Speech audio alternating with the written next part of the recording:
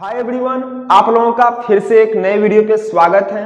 दोस्तों, इस बीच में कई सारे लोगों का बैंक अकाउंट ऑटोमेटिकली ब्लॉक होते जा रहा है, तो किसी का बैंक अकाउंट फ्रीज होते जा रहा है। आप में से कई सारे लोग कमेंट करके पूछे हुए थे कि हम अपने अकाउंट को किस तरह से अनब्लॉक कर सकते हैं अगर हमारा बैंक अकाउंट ब्लॉक हो गया है तो आज की इस वीडियो में हम इसी के बारे में बात करने वाले हैं कि आप में से किसी का भी बैंक अकाउंट ब्लॉक हो गया है तो आप उसे किस तरह से अनब्लॉक कर सकते हो। वीडियो आज का ये काफी यूजफुल होने वाला है, वीडियो को एंड तक जरूर देखें। चलिए आज के इस वीडियो को कंटिन्यू करते हैं। दोस्तों, अगर आपका बैंक अकाउंट ब्लॉक हो जाता है या फिर फ्रीज हो जाता है तो इसे अनफ्रीज करने का, अनब्लॉक करने का आपके पास दो ऑप्शन है।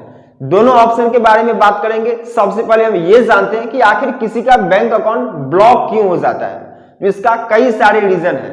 हालांकि इसके ऊपर मैंने ऑलरेडी एक वीडियो बनाया हुआ था कि आप अपनी बैंक अकाउंट को किस तरह से अनफ्रीज कर सकते हैं और बैंक अकाउंट फ्रीज होता क्यों है।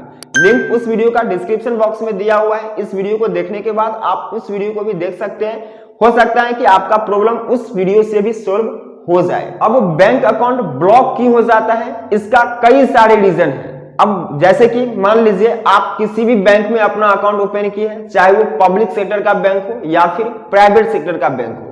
मान लीजिए आप अपने बैंक अकाउंट में ज्यादा पैसा नहीं रखते थे, ठीक है। पहले जो आपने अकाउंट ओपन किया हुआ था तो उस टाइम में आप ज्यादा पैसा नहीं रखते थे।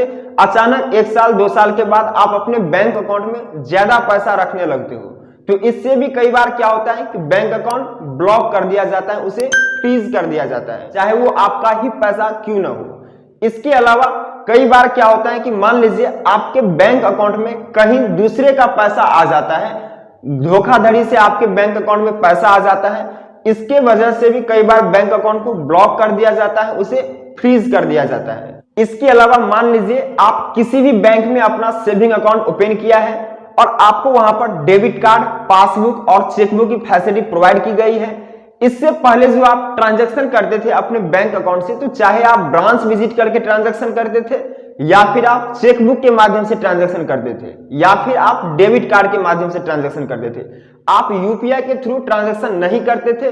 अब मान लीजिए कुछ दिनों के बाद अचानक से आप यूपीआई का यूज करने लगे, तो इसमें क्या होता है कि जो आरबीआई का रूल्स है, आपके सिक्योरिटी को लेकर के आपके बैंक अकाउंट को फ्रीज कर दिया जाता है। उन्हें यह लगता है कि यह बंदा पहले यूपीआई यूज नहीं करता था, अचानक इसके बैंक अकाउंट में यूपीआई कैसे यूज होने लगा, तो आपके सिक्योरिटी रीजन को लेकर के यहां पर बैंक अकाउंट को ब्लॉक कर दिया जाता है, उसे फ्रीज कर दिया जाता है। इसके अलावा कुछ रीजंस और हैं, जैसे कि मान लीजिए कोई अदर कंट्री का वेबसाइट है। मान लीजिए आप इंडिया के रहने वाले हो, यूनाइटेड किंगडम का कोई वेबसाइट है, यूनाइटेड स्टेट का कोई वेबसाइट है, ऑस्ट्रेलिया, मतलब जो भी अदर कंट्री है, अदर कंट्री का कोई वेबसाइट है, अदर कंट्री का कोई एप्लीकेशन है।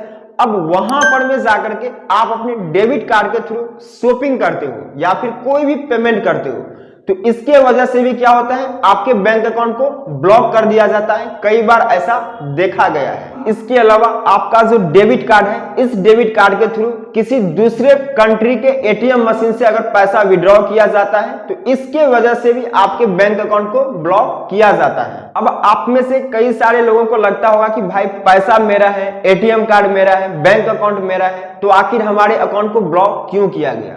तो जैसे कि मैंने आपको पहले ही बता दिया, सिक्योरिटी रीजन है। बैंक वालों को यह लगता है कि आपके बैंक अकाउंट से कहीं गलत ट्रांजैक्शन तो नहीं हो रहा है, आपका बैंक अकाउंट कहीं हैक तो नहीं हो रहा है, इसके वजह से आपके बैंक अकाउंट को ब्लॉक कर दिया जाता है। इसके अलावा और भी कई सारे रीजंस हैं, जैसे कि आप टैक्स वगैरह पे नहीं करते होंगे या फिर आपके बैंक अकाउंट में आपके इनकम से कई गुना ज्यादा पैसा हो, तो इन सब वजह से भी बैंक अकाउंट को ब्लॉक किया जाता है। हालांकि बैंक अकाउंट अगर ब्लॉक हो जाता है, फ्रीज हो जाता है, तो इसको अनफ्रीज करने का, अनब्लॉक करने का दो ऑप्शन आपकी इस वीडियो में हम आपको बताएंगे।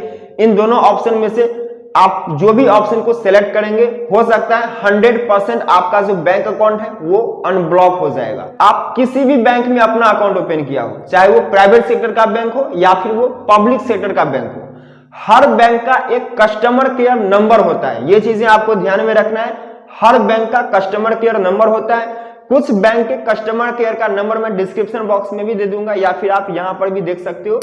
तो कस्टमर केयर नंबर पर आपको कॉल करना है। आपको कॉल उसी नंबर से करना है जो नंबर आपके बैंक में रजिस्टर्ड हो, और फिर वहां पर आपको पूछना है कि आखिर मेरे बैंक अकाउंट को ब्लॉक क्यों किया गया है। तो वहां पर आपको रीजंस बता दिया जाएगा कि इस रीजन से आपके बैंक अकाउंट को ब्लॉक किया गया है, आपके बैंक अकाउंट को फ्रीज किया गया है। इसके अलावा हो सकता है कि आपसे कुछ क्वेश्चन यहां पर में पूछा जाए कस्टमर केयर के तरफ से, जैसे कि हो सकता है कि आपसे कस्टमर आईडी आपसे पूछा जाए, या फिर आपसे CIF नंबर या फिर अकाउंट नंबर आपसे पूछा जाए। तो आपको वे क्वेश्चन का जवाब देना है। आपको ध्यान रहे, आपको OTP कोई भी नहीं बताना है। अगर आपके मोबाइल नंबर पर कोई भी OTP वगैरह आता है तो OTP आपको बिल्कुल नहीं बताना है। ATM का, डेबिट कार्ड का या फिर क्रेडिट कार्ड का पिन वगैरह आपको नहीं बताना है। अगर आपसे कस्टमर केयर आपसे कस्टमर आईडी मांगता है तो आप बता सकते हैं, कोई दिक्कत नहीं है। कस्टमर आईडी आपको इसलिए बताना है कि जब तक आप कस्टमर आईडी नहीं बताएंगे उन्हें, तब तक उन्हें यह पता नहीं चलेगा कि आप रियल में वो कस्टमर है या फिर नहीं है।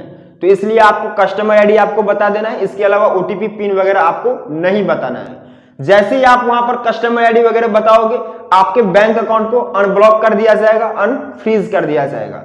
साथ ही अगर मान लीजिए कस्टमर केयर को कॉल करने के बाद भी आपका प्रॉब्लम का सलूशन नहीं होता है, वे नहीं बता पाता है, तो आपको क्या करना है, सीधे अपने ब्रांच विजिट करना है। आपका जिस भी ब्रांच में अकाउंट है, ब्रांच विजिट करना है और डायरेक्ट आपको जाना है मैनेजर के पास में। उस बैंक का जो भी मैनेजर होगा, मैनेजर के पास आपको जाना है और वहां पर आपको अपनी प्रॉब्लम बताना है कि मेरे बैंक अकाउंट को ब्लॉक कर दिया गया है या फिर फ्रीज कर दिया गया है। वहां पर आपको एक फॉर्म दिया जाएगा, उस फॉर्म को आपको फिल करना है और उस फॉर्म को वहीं पर ब्रांच में आपको सबमिट कर देना है। जैसे ही आप सबमिट करते हो तो 1 वीक या फिर 2 वीक या फिर 1 मंथ के अंदर में आपके बैंक अकाउंट को अनब्लॉक कर दिया जाएगा, उसे अनफ्रीज कर दिया जाएगा। आपको घबराने की कोई बात नहीं है। लेकिन अगर आपके बैंक अकाउंट को किसी दूसरे रीजन से ब्लॉक किया गया है, जैसे कि आप टैक्स पे नहीं करते, आपके बैंक अकाउंट में इनकम से ज्यादा आपके बैंक अकाउंट में पैसा है, कोई धोखाधड़ी से आपके बैंक अकाउंट में पैसा दे दिया है, तो इन सब वजह से अगर हुआ होगा तो आपके बैंक अकाउंट को ब्लॉक नहीं किया जाएगा जब तक गवर्नमेंट से आदेश नहीं आएगा।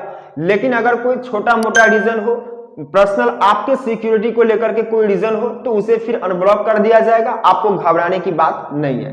कई बार यह भी देखा गया है 24 आवर के अंदर में ही बैंक अकाउंट को अनब्लॉक कर दिया जाता है, उसे अनफ्रीज कर दिया जाता है। तो ये दोनों ऑप्शन है आपके लिए। इन दोनों ऑप्शन के अलावा और कोई भी ऑप्शन नहीं है। आप ऑनलाइन बैंक अकाउंट को अनब्लॉक नहीं कर सकते हैं, आप अपने बैंक अकाउंट को ऑनलाइन अनफ्रीज नहीं कर सकते हो। आई होप आप सब कुछ क्लियरली समझ गए होंगे। अगर आपके मन में किसी भी तरह के क्वेश्चन है तो आप अपना सवाल नीचे कमेंट बॉक्स में जरूर पूछें। हम आपके सवाल के जवाब कमेंट बॉक्स में ही देने की कोशिश करेंगे। हो सकता है किसी कारण से हम आपके सवाल के जवाब कमेंट बॉक्स में ना दे पाए। घबराने की बात बिल्कुल नहीं है, क्योंकि आपके सवाल के जवाब एक वीडियो के माध्यम से आप तक पहुंच जाएंगे। चलिए हम आपसे फिर मिलते हैं नेक्स्ट वीडियो में बहुत जल्द। जय हिंद, जय भारत।